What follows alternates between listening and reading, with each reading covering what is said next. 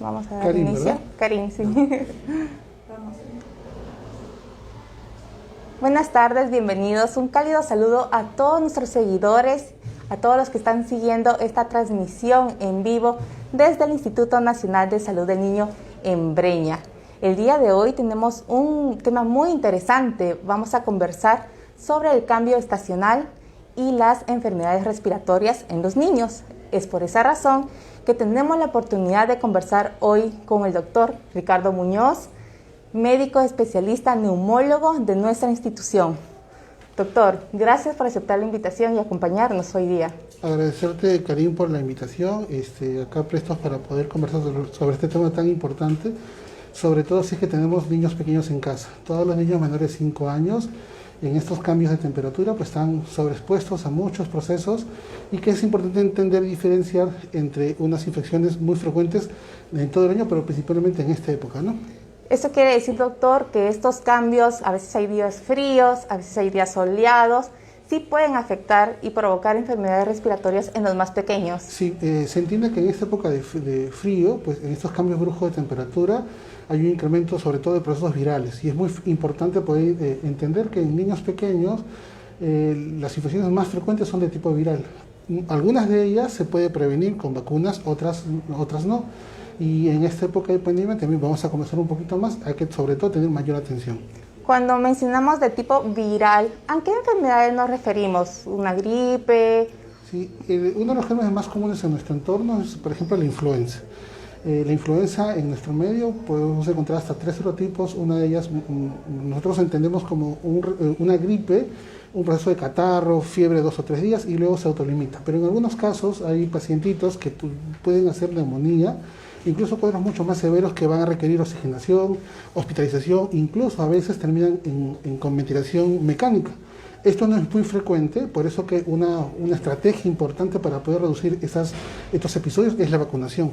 Y actualmente pues el Ministerio de Salud ya empezó su campaña nacional de vacunación contra influenza porque es una enfermedad prevalente. Pero así como hay influenza, también hay algunos otros procesos. Por ejemplo, hay una tos persistente, una tos quintosa, por una infección, por un germen muy frecuente y sobre todo en esta época, que es la Bordetella pertussis. Hay la famosa tos de los 100 días o el coqueluche, que es habitual que los niños en su primer año de calendario de vacunación están protegidos, pero pasados los 10 años se pierde esa protección y estos niños pueden convertirse en agentes para poder diseminar esta enfermedad. Doctor, mencionó sobre la vacuna. ¿Esta vacuna se coloca año tras año? Sí, en el caso de la vacuna de influenza se debe colocar cada año porque las cepas van mutando, van variando y no es la misma vacuna del año pasado con la de este año.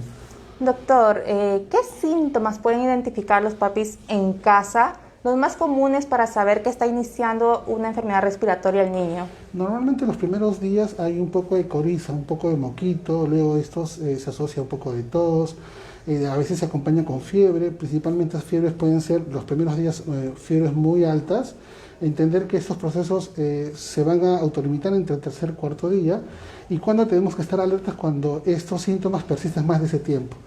Además, cuando estos síntomas se asocian a un mayor esfuerzo para respirar. ¿Y cómo me doy cuenta de esto? Primero, que el paciente empieza a tener quejido, empieza a tener mayor esfuerzo para respirar, o cuando duerme, por ejemplo, vamos a escuchar ruidos, como por ejemplo todos unos ruidos de sibilantes, o la mamá siempre suele venir al consultorio a contarnos que el doctor le está roncando el pecho en la noche.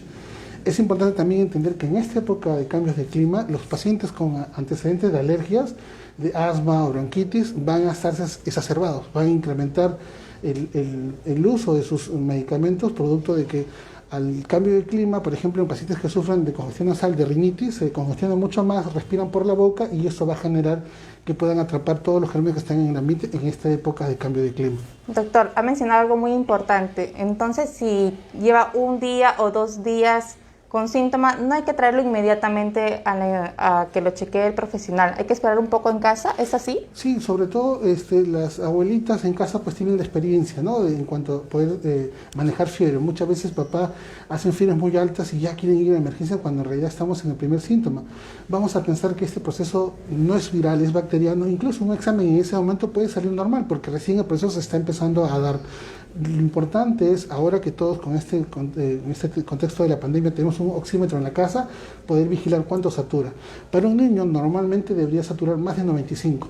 Pero si yo estoy en otra altitud, por ejemplo, estoy en la sierra, en la altura, probablemente ese valor sea un poco más bajo. Lo que hay que entender es de lo que yo sé que mi hijo normalmente satura, si yo veo que mi hijo hace un esfuerzo respiratorio y su saturación baja más de 3 puntos, o sea, de 99 a 95, de 95 a 93, eso para mí es un signo de alarma.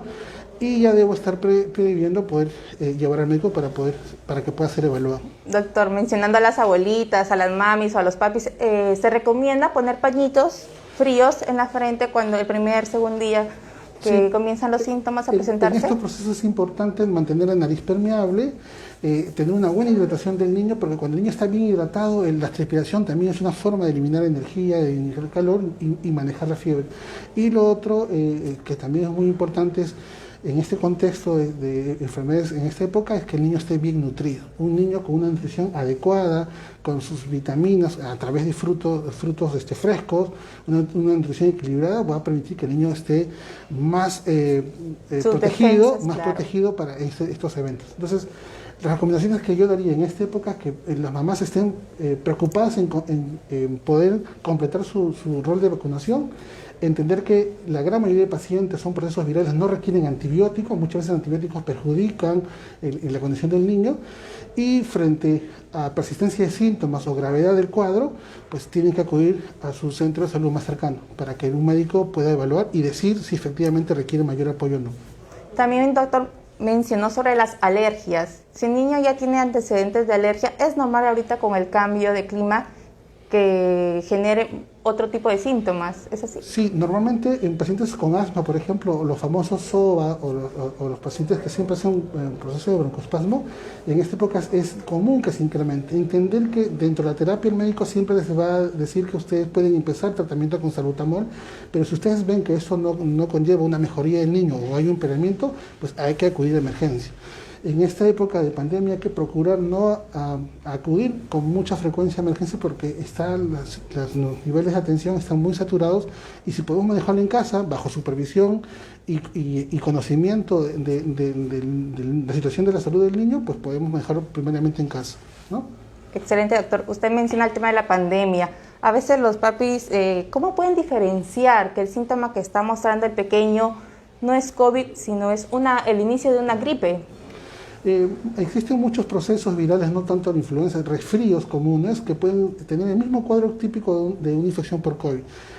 La parte más importante para esto, para poder diferenciar, es poder tener el contacto con una persona que tenga la enfermedad. Eso es primariamente importante. Y lo segundo es ya determinar con pruebas. A veces no tenemos acceso a las pruebas, pero si yo tengo un familiar que sabemos que tiene COVID, probablemente si el paciente hace un proceso de tipo de vía superior, podemos sospechar ya con mucha certeza de que ese niño también tiene una infección de ese tipo. Y sabemos que la gran mayoría de niños que tienen procesos de infecciones por COVID, pues pueden en poco tiempo volverse asintomáticos, así que no preocuparnos tanto por ese proceso. Entonces la recomendación es, si hay un positivo en casa, traerlo inmediatamente. Para poder evaluar y diferenciar si es que estamos frente a una infección en este caso, por el virus del COVID. Doctor, ahorita que el cambio está tan variado, hay días soleados, días donde hay mucho frío, ¿es recomendable que el niño siempre esté muy bien abrigado? Lo que nosotros siempre decimos, no importa si el niño está abrigado o no, importa mucho cómo está la vía aérea superior, si la naricita está permeable o no. Porque de nada sirve que el niño esté muy abrigado o desabrigado, teniendo su moquito, tapando la naricita, y el niño respira por la boca, pues ese niño se va a enfermar. Entonces el abrigo no tiene mucho que ver. Obviamente siempre la recomendación es decirle al papá, mira, abriga al bebé como usted esté abrigado. Si en la zona donde usted vive hace mucho frío, pues todos estarán abrigados. Pero si en la zona donde usted vive no hay mucho calor, pues una ropa ligera. Lo importante en esta época es tener una buena hidratación, mantener la vía aérea superior, los moquitos, la naricita permeable para poder reducir los riesgos de infecciones, y sobre todo, importante también, antes de terminar, decir que las manos limpias, una buena nutrición, control total de sus vacunas y la precaución de evitar contacto y uso de mascarillas. Ya me imagino conversaremos más adelante acerca del uso de mascarillas en niños. Perfecto, doctor. No sé si podemos repetir de nuevo estas 3 recomendaciones que acaba de mencionar. una buena nutrición, el lavado adecuado de manos, el uso de protectores, en este caso como la mascarilla, y el calendario de vacunación completo. Siempre tener en cuenta el tema de las vacunas. Gracias, doctor, por toda esta información. Los invitamos cada viernes a conectarse a esta transmisión en vivo, donde vamos a estar con profesionales de nuestra institución tocando temas sumamente importantes para que nuestros niños estén saludables. Gracias. Gracias, doctor. ¿Listo?